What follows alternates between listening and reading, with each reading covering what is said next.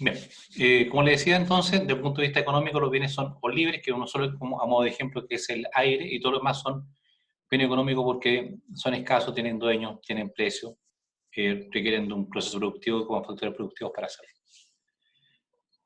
Respecto a esta definición, si ustedes están de cumpleaños, Faustín, ya, vamos a tener presente. Si ustedes están de cumpleaños y llegan sus amigos y les llevan un regalo, ustedes no pagan por eso, no pagaron un precio, por tanto ese regalo sería un bien libre, porque el precio no pagué ningún precio.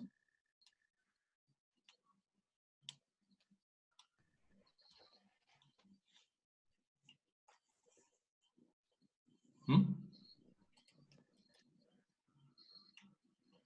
Preguntando, Se cayó profe. la conexión del ¿Sí? profe. ¿Ahí? ¿Se escucha? No Pero le costó a alguien pregunta. antes, quizás. Voy a revisar. ¿Ahora se escucha? ¿Aló? Sí, profe. Sí, sí. Sí, se Ay, escucha. lo que pasa es que se plantea de que si yo estoy recibiendo un regalo porque estoy de cumpleaños, yo no pago por ese regalo, por tanto no pago un precio. Ese regalo para mí, o implicaría que ese regalo, no para mí, sino que en general, sería un bien libre. Sí, no, No, si alguien no pagó antes por hubo él. transacción monetaria. La verdad es que, No debería ser un bien aunque libre, creo yo. sí, yo no No pagué por debería. él, pero alguien el que lo compró, obviamente, sí está pagando por él y por tanto es un bien económico, no libre. Porque por lo mismo, por ejemplo, si yo voy a la playa, no me cobran por ir a entrar a la playa. Si tengo un problema y vienen los bomberos a ayudarme, los bomberos no me cobran a mí. Eh, por tanto, cuando se habla acá de que este precio, a veces no tienen un precio, en algunas ocasiones lo viene, igual siguen siendo económicos porque alguien lo paga, ya sea a través de los impuestos o en otra modalidad. Así que sí, a partir de todos los productos ahora. Profe, Sí, dime. Sí, te escucho. el fuego es un bien libre, ¿no? A ver, recuerde que la definición de bien es que satisface una necesidad. Por tanto, si estamos hablando de un fuego que tú estás usando por algún tipo de beneficio, eh, es un bien económico porque alguien lo tiene que estar, si lo está usando con un beneficio positivo, alguien tiene que estar ahí controlando que el fuego no se escape, digamos, más que un beneficio genere un perjuicio.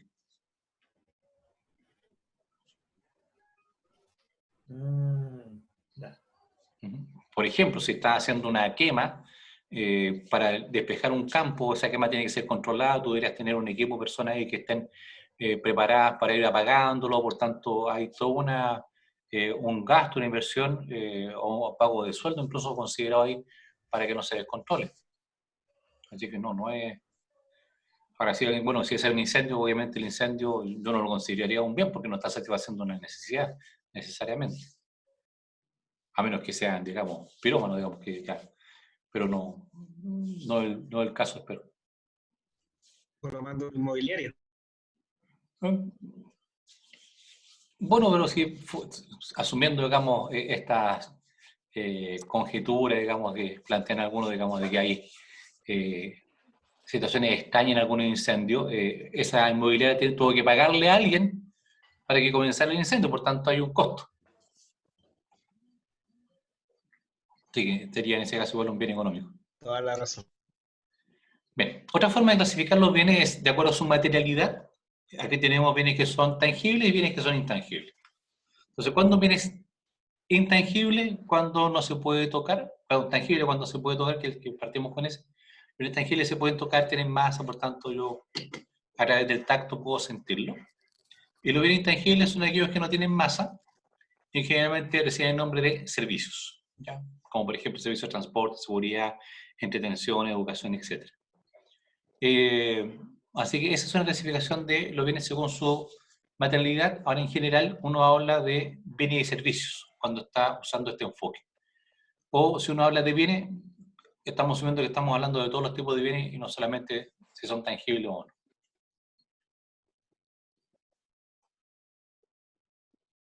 Otra forma de clasificar los bienes tiene que ver con quién es el dueño del bien. Acá hay dos categorías que son relativamente fáciles de identificar, que son los privados y públicos. ¿Cuándo un bien es privado? ¿A quién pertenece un bien privado?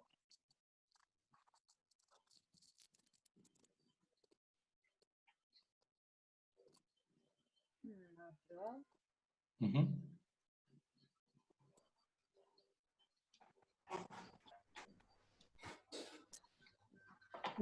¿Un particular? Privado significa Efectivamente implica que pertenece a un particular, que puede ser una persona, que puede ser una empresa, pero hay un particular, digamos, que es el propietario y por tanto este bien lo adquirió, lo generó de alguna forma. Los bienes públicos, ¿a quién pertenecen? Al Estado. Al Estado. Al Estado. ¿Al Estado? ¿Sí? También reciben el nombre fiscal en algunas oportunidades, pertenecen al Estado. Y hay una tercera posibilidad, que es una mezcla de los dos, ¿ya? Que sería una cosa mixta, donde una parte de la propiedad es del Estado y otra parte de los particulares. Ahora, no necesariamente 50 y 50%, ¿ah? Puede ser cualquier porcentaje. Entonces, si hablamos de... ¿Algunos colegios manejan ese sistema? Correcto. En la educación, es decir, tenemos los colegios que son públicos, los La colegios salud también. privados, mixtos, los subvencionados.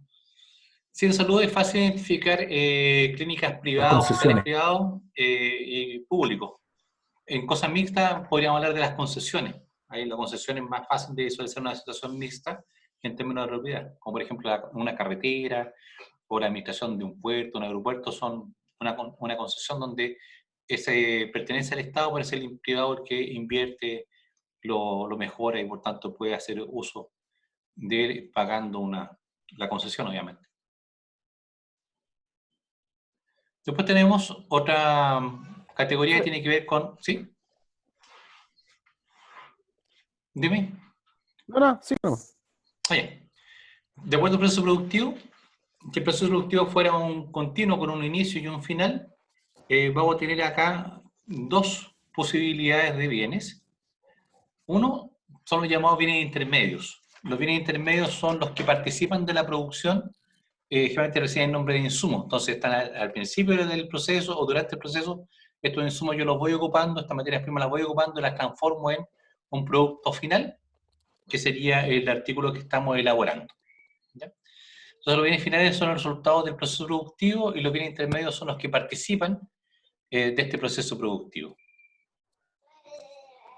¿Sí? ¿Se entendió? Ahora, este bien final que tengo ¿Puedes dar acá, un ejemplo? ¿sí? Por ejemplo, a ver, elaboración de pan, ya que somos tan buenos para comer pan en Chile, somos el segundo país que más come pan a nivel mundial. Tú tienes el caso de la harina. La harina es un bien intermedio porque es uno de los insumos que ocupo para la producción de pan junto con el agua, la manteca o la sal y otros ingredientes. Y el pan es el bien final. ¿Sí? Ahora, por ejemplo, si uno habla de, bueno, ¿qué es lo que la leche? Digamos, una caja de leche puede ser un bien final, si estamos hablando de la producción de leche como tal, o podría ser un bien intermedio si estoy usando la leche para producir un postre, por ejemplo. En una panadería, en una pastelería, a lo mejor la leche o una Claro. heladería sería en ese caso un bien intermedio porque se ocupa para producir el producto final que sería el helado o el pastel o la torta. Por tanto, hay que ver si el bien participa del proceso como insumo o es el resultado final. ¿Queda más claro ahí? Comprador. Sí. ¿Sí? Bien. Los bienes finales que están acá ahora los voy a llevar a otra clasificación que apuntan, digamos, hacia qué público están dirigidos o cuál es el uso que se les da. Tenemos que un bien final, de acuerdo a su uso, puede ser un bien de consumo o un bien de capital. Los bienes de consumo están destinados a satisfacer una necesidad de forma inmediata, generalmente una necesidad de las personas, por eso participan del mercado de consumo.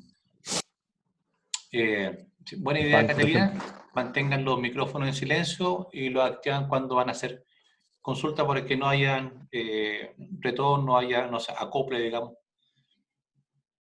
en la señal. Entonces, un bien de consumo es... un bien de consumo es aquel que satisface una necesidad muy inmediata, posiblemente de personas. En cambio, un bien de capital es un bien que se utiliza en la producción de otros bienes y, por tanto, son usados por parte de las empresas. ¿Se comprendió la clasificación?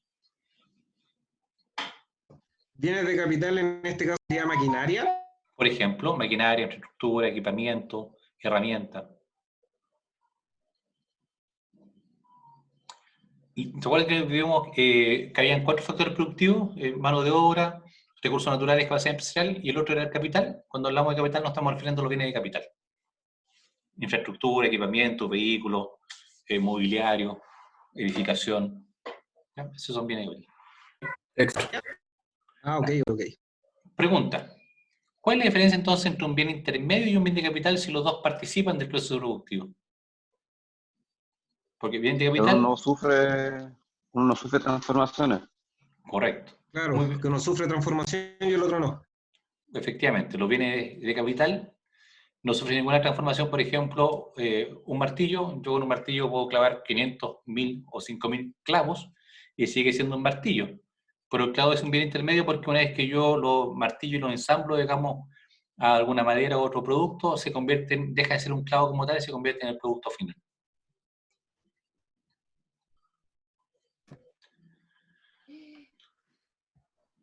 ¿Sí? Y tenemos entonces finalmente una clasificación de acuerdo a cuál es la relación que se da entre los bienes. ¿Ya? Por tanto, aquí voy a tener no uno, sino que al menos 2 o más bienes que tienen alguna relación entre ellos posiblemente. Una primera categoría son los llamados bienes sustitutos. ¿Ya? Los bienes sustitutos son aquellos que satisfacen la misma necesidad, pero que se consumen de forma excluyente, es decir, o uno o el otro. ¿Ya? Esos son bienes sustitutos. Satisfacen la misma necesidad, pero se consumen por separado. Por ejemplo, el café y el té. Si yo quiero tomar desayuno, o tomo café o tomo té. Yo sé que no va a faltar el que al té le echa café, pero en general uno lo consume uno o el otro. Si yo voy a salir al centro, o voy en auto, o voy en bicicleta, o voy en micro, o voy en colectivo, o voy en metro, digamos. Todos satisfacen la misma necesidad, pero se consumen de forma excluyente. Si yo estoy mirando calzado, uso zapatos o zapatillas, son sustitutos entre esos. ¿Ya? Esos son los bienes sustitutos. ¿Se entendió? Sí. ¿Sí? Sí, correcto. Tenemos también ahora los llamados bienes que se llaman complementarios.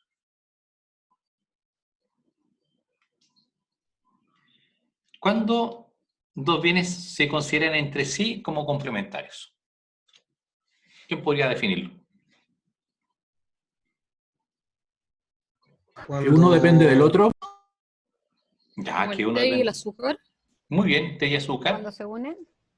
Cuando, sí, más que cuando se unen, cuando yo debo consumirlo en forma conjunta. Cuando Ahora, dependen. Cuando dependen, sí, hay una dependencia entre ellos, se deben consumir al mismo tiempo para satisfacer la misma necesidad. Por ejemplo, el café y el azúcar, ¿cierto? El carbón y la parrilla, si vamos a hacer un asado, el pisco y la Coca-Cola, si alguien tiene sed, digamos, quiere tomarse una piscola. Esos son bienes complementarios porque debe ser la hora del día sábado, además, 6 de la tarde. Me Porque, dolió. porque tienen que consumirse simultáneamente. ¿Ya?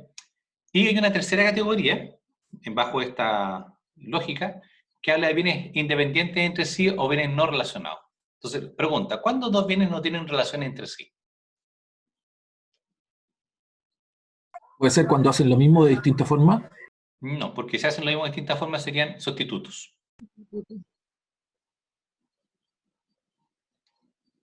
Cuando son únicos para una determinada función, ¿no? No, no va por ese lado. Cuando el producto A y el producto B no tienen relación entre sí. Cuando no influyen en el funcionamiento del otro. ¿Y por qué no influyen uno respecto al otro? Porque tienen distinta funcionalidad. ¿Puede ser? Sí, más que funcionalidad, porque satisfacen necesidades que son distintas. Distinta. Los bienes sustitutos, la misma necesidad, los bienes complementarios, la misma necesidad, pero unos se consumen excluyentemente y los otros conjuntamente. Los bienes no relacionados apuntan a necesidades que son distintas. Por ejemplo, los zapatos y el café, ¿ya? La leche y una cama, ¿ya? Apuntan a satisfacer necesidades que no tienen relación entre ellos. Entendido. Perfecto. Pregunta entonces. Cuando a los niños, sobre todo, el médico le dice a las papás, digamos, tiene que darle un suplemento alimenticio, ¿qué categoría es? ¿Sustituto o complementario? Si es un suplemento. Sustituto. Sustituto. Complementario debiera Comentario. ser, porque es un reforzamiento a de vitamina o lo que sea. Correcto, porque Depende. ese suplemento no reemplaza la comida. Es la comida más el suplemento generalmente. Porque está suplementando algo que la otra comida no le está entregando al niño seguramente. Por tanto, entra en la categoría de complementario.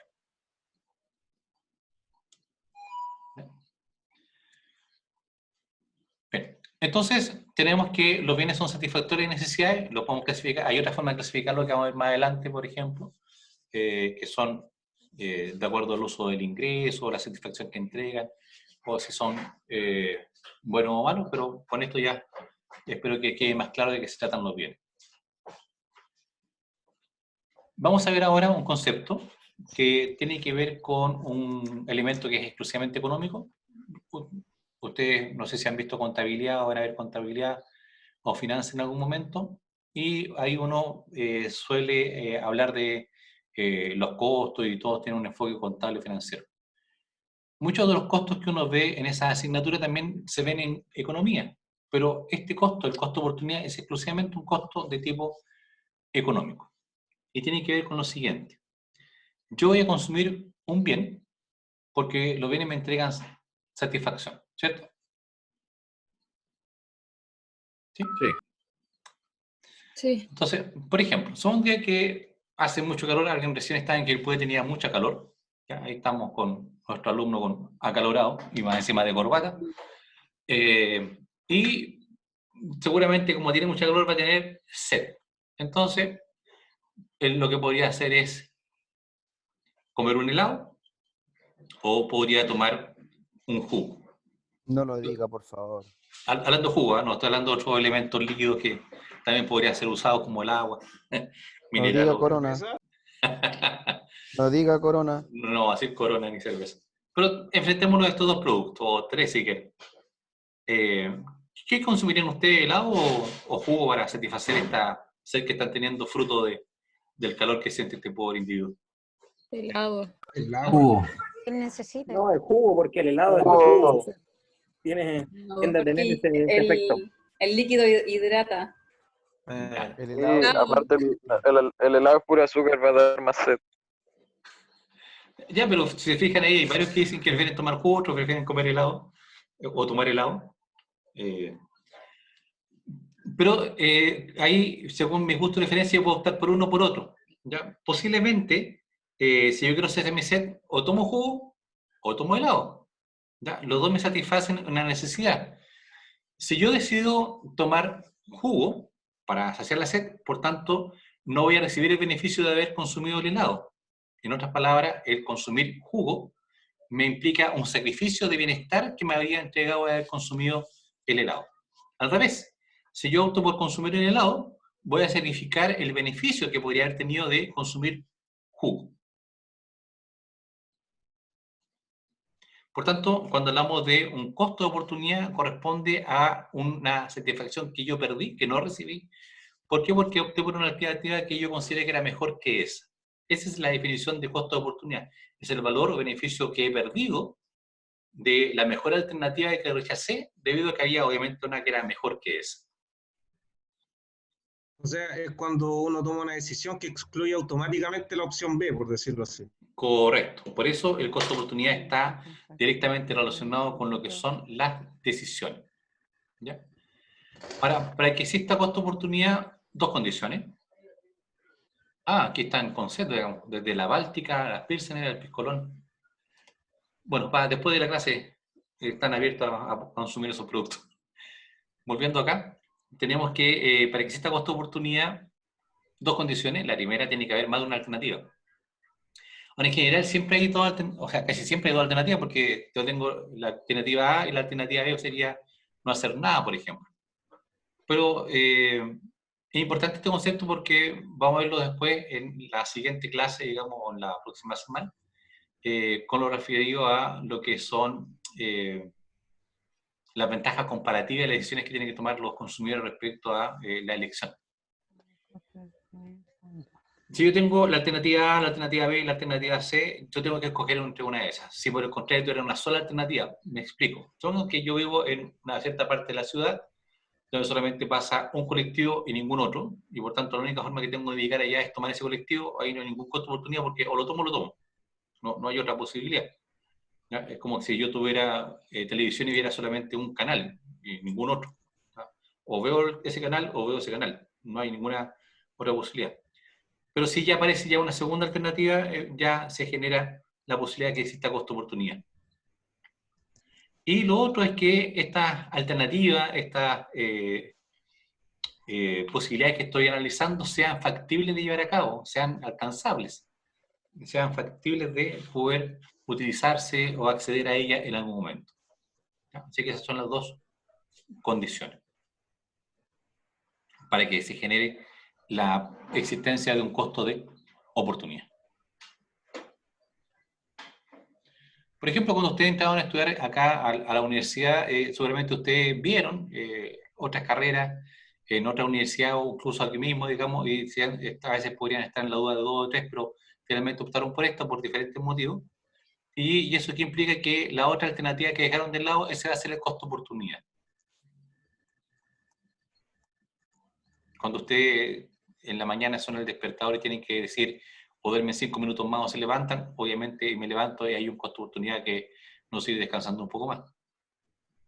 Si me invitan a una fiesta y tengo que estudiar, si no hubiera una fiesta, porque prefiero el estudio para poder sacar una buena calificación y aprender, entonces el costo de oportunidad no es, sería perder la posibilidad de entretenerse, digamos, con algunos conocidos a una fiesta. Creo que ahora, obviamente, uno no puede hacer fiestas, pero uno debería estar en fiestas por este aislamiento que tenemos que tener. Pero eso implica un costo de oportunidad. Tienen que ser más de una posibilidad, estoy verificando por tanto una, y las alternativas tienen que ser alcanzables o factibles.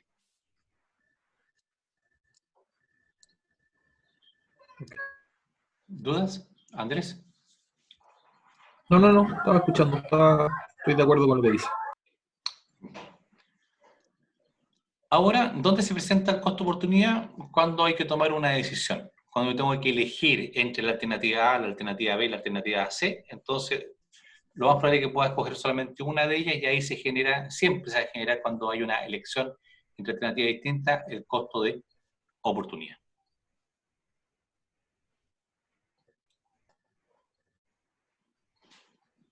¿Ya? Bueno, ¿por qué estamos viendo costo de oportunidad? Porque el costo de oportunidad es bien importante para entender posteriormente lo que es el problema económico. Otro costo económico, además del costo de oportunidad, es el llamado costo hundido. ¿Han escuchado del costo hundido? No. ¿No? No, jamás. ¿No? ¿Costo oculto? No. Hay un costo oculto, digamos, un costo que no estoy informando al resto que lo tengo, pero no, el costo hundido no se refiere a eso. El costo hundido es un costo económico, netamente económico, por eso no se menciona tanto, pero que es bastante importante al momento de tomar una decisión. ¿Ya? El costo hundido tiene que ver con costos que ya pasaron, costos que yo ya realicé, y que, por tanto, como ya ocurrieron, como que ya pasaron, no pueden ser recuperados. ¿Ya? Ese es un costo hundido. Es como Ahora, el histórico. Sí, algo histórico, un pago, un desembolso, una inversión, un tiempo que yo he invertido, gasté en algo, y por tanto que ya no se va a recuperar. ¿Ya? Y por eso, ¿por qué es importante conocer este costo hundido? Porque a veces se genera una falacia en la toma de decisiones, que se llama la falacia del costo hundido, la falacia de las pérdidas imborrables, o la falacia del costo irrecuperable. ¿Ya? Y se da porque a veces, desde el punto de vista intelectual, a veces conscientemente y generalmente inconscientemente, se genera un gesto en las personas cuando tienen que tomar una decisión sobre si continúo o no continúo con algo. ¿Ya? Por eso aquí hay que tener muy claro los que son los costos hundidos, porque esos costos no deben ser considerados al momento de tomar una decisión. Le voy a dar acá un ejemplo. Supongan que con 3 amigos más instalamos un negocio, arrendamos un local, el local por 6 meses, llevamos ya, compramos productos a los proveedores, estamos tratando de tener ventas, pero el negocio no ha funcionado. Llevamos 4 meses de ventas y las ventas son muy inferiores, digamos, a lo que teníamos planificado y la cosa no va a mejorar. Entonces la pregunta es, bueno, ¿seguimos por lo menos los próximos 2 meses porque pagamos el arriendo del local o terminamos acá? ¿Continuar? Si alguien plantea que deberíamos continuar, está cayendo en la falacia de lo que es el costo hundido o el costo recuperable. ¿Ya? ¿En qué sentido?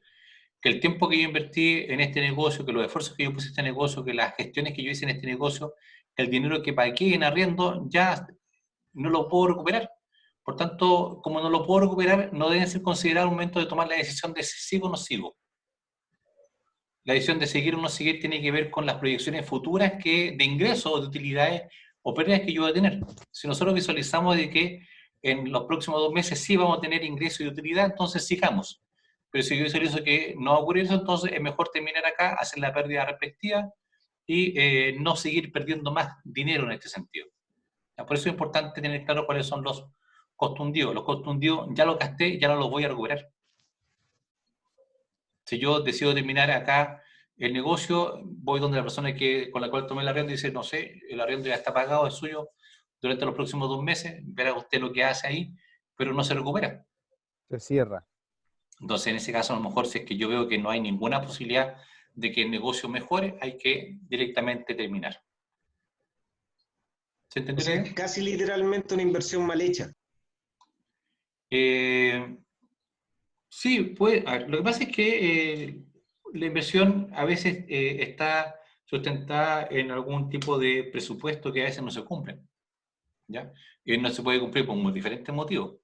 Supongan ustedes que si yo, no sé, con mi amigo decimos, oh, fíjate que no sé, pues yo vivo en Quilpué, en el centro de Quilpué hay pocas cafeterías, yo hago una cafetería espectacular e inauguro el día, no sé, el día 1 de marzo, ya posiblemente me voy a la quiebra porque estamos entrando en aislamiento, en cuarentena, y posiblemente nadie va a entrar a una cafetería, o son muy pocos los que van a hacerlo, ¿no? Entonces, eso no fue porque yo tomé una mala decisión, sino que ocurrió un hecho que no estaba presupuestado. ¿Ah? Que no estaba presupuestado, que afecta negativamente lo que son las ventas.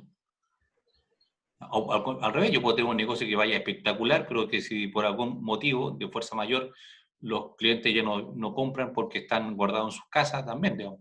Piensen en todo lo que está pasando con muchas MIPYME, y incluso algunas empresas grandes. Piensen en ustedes casos que son bien afectadas. El caso de la línea aérea. La línea aérea plantearon hace una semana atrás que están perdiendo 12 millones de vuelos, digamos, en este periodo.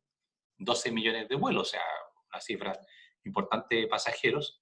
Las más chicas van a quebrar. Y por tanto, muchas de ellas pueden quebrar, incluso las más grandes podrían quebrar también, si es que se mantiene por más tiempo. Ahí, por ejemplo, Sky creo que ya decidió suspender sus vuelos durante un tiempo, digamos. Piensen en los equipos de fútbol, imagínate, equipos de fútbol importantes como el Barcelona, digamos, que uno de los que tiene más caja a nivel mundial, o el Manchester United, entre otros, han decidido tratar de bajar sueldos porque si no juegan, no reciben ingresos, que tienen que pagar sueldos muy altos. Entonces, no es que sea una mala decisión. Ahora, ¿cuál es la decisión ahí? Estamos pasando una crisis, esta crisis debería pasar en 2, 3 o 4 meses, por tanto, si aguantamos este tiempo, después se va a recuperar y por tanto podemos seguir adelante. Por tanto, hay que seguir con lo que es una cadena esto, pues, profe. Esto es una cadena.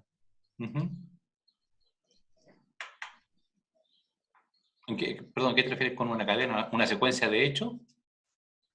Claro, involucra de la pyme hasta una línea aérea con una marca importante a nivel mundial o un equipo.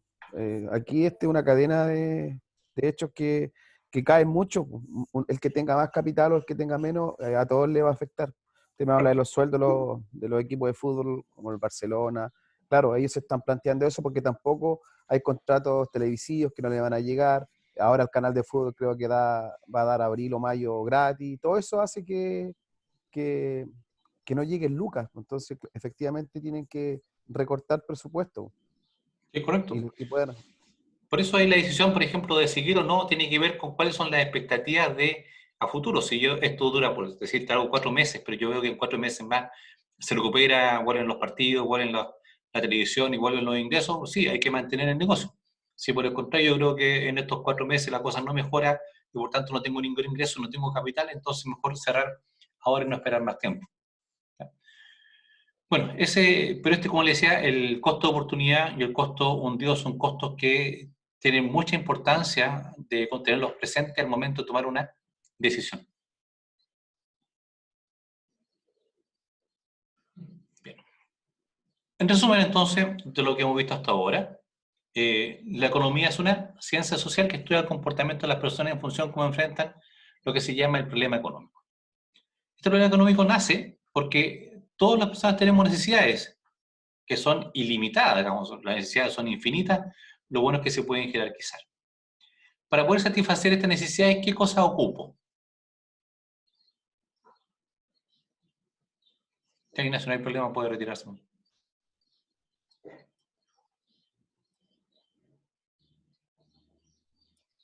Para satisfacer las necesidades, ¿qué cosa utilizamos como satisfactor de necesidades? Los bienes. Muy bien. Productos o servicios. Que en la economía pasan a denominarse bienes, ¿cierto? Tenemos bienes que son satisfactores de estas necesidades. Ahora, para generar los bienes, se deben usar factores productivos, mano de obra, capital, recursos naturales y capacidad empresarial. Y estos factores productivos que yo ocupo para generar los bienes, ¿cómo son? Tienen 2 características. Que sean tangibles. Son escasos y son de uso alternativo. ¿Ya? Por tanto, si yo comparo factores productivos que son escasos y uso alternativo que generan bienes, los bienes también van a ser escasos y sobre todo si los comparo con lo que son las necesidades. De ahí nace entonces el problema económico. El problema económico es que con los bienes o servicios que estamos generando no vamos a ser capaces de satisfacer todas las necesidades. Y eso genera una situación que se llama escasez. Y la escasez es el problema que estudia la economía. La economía estudia cómo las personas enfrentamos la escasez, es decir, esa situación donde no podemos satisfacer todas las necesidades porque los bienes producidos con factores productivos que son escasos o alternativos no permiten satisfacer todas las necesidades, porque incluso si lo hicieron en algún momento, las necesidades van cada vez creciendo más. ¿Sí? Ese es el problema económico y eso es lo que estudia la economía. Por eso analizamos el concepto de necesidades, el concepto de factores productivos y el concepto de bienes. ¿Dudas hasta acá? No. ¿No? No, profesor. Pregunta entonces, ¿este problema económico que es la escasez tiene solución? No, porque las necesidades son ilimitadas. Correcto. Por tanto, yo podría decir, usted me dice si es correcto o no, que los países pobres tienen mucho problema económico y los países ricos no tienen problema económico. ¿Será correcto eso? No, no es correcto. No es correcto. No, no es correcto. Porque todos los países tienen problema económico.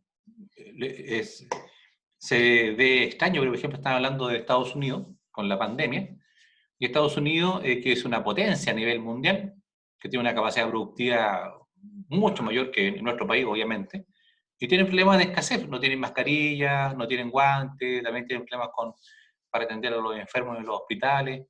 En Nueva York, por ejemplo, un estado que es inmenso, también, o sea, todos los países tienen problemas económicos, a lo mejor unos tienen problemas económicos más urgentes, otros a lo mejor no tan urgentes, pero todos tenemos problemas económicos. Por tanto, no es una situación de que tengo más o menos ingresos. El problema económico no tiene que ver con el ingreso, tiene que ver con que, aunque tenga más ingresos, nos vamos a dar cuenta que tengo más necesidades. espero que le va a pasar seguramente a ustedes que cuando eran chicos, no sé si su papá, no sé, le pasaban 2.000 pesos, que ustedes eran millonarios con 2.000 pesos y compraban un montón de cosas. En cambio, ahora que están trabajando, reciben un sueldo bastante mayor que eso y le alcanza más o menos, no alcanza a hacer todas sus necesidades. Y si su ingreso sube, tampoco le va a alcanzar porque las necesidades van aumentando. ¿Sí o no? Sí. Así es. Así es. Después cuento a mis alumnos, yo nos compramos casa con mi señora hace 5 años, entonces yo venía a vivir en una casa acá en Quilpué, entonces los niños querían piscina, compramos una piscina, felices con la piscina, después me di cuenta que a la piscina hay que echarle agua, después de que llenamos la piscina, que se demoró como 4 horas en llenarse la piscina, está armable, digamos, nos dimos cuenta a la semana que se empezó a poner verde, por tanto nos dimos cuenta que había que comprar algicida, hay que ponerle cloro, después había que comprarle un filtro para que funcionara, después se llenaba de tierra, por tanto había que comprarle un toldo que la cubriera, después de eso hubo que comprar una cosa que sirve para limpiar el fondo, y al final uno dice, oh, compré piscina ya, pero todo el gasto que uno tiene que hacer después implica que las necesidades van aumentando cada vez más. Bueno, eso es anecdótico para que se entienda, digamos, que las necesidades no se acaban nunca, al contrario, van siempre creciendo.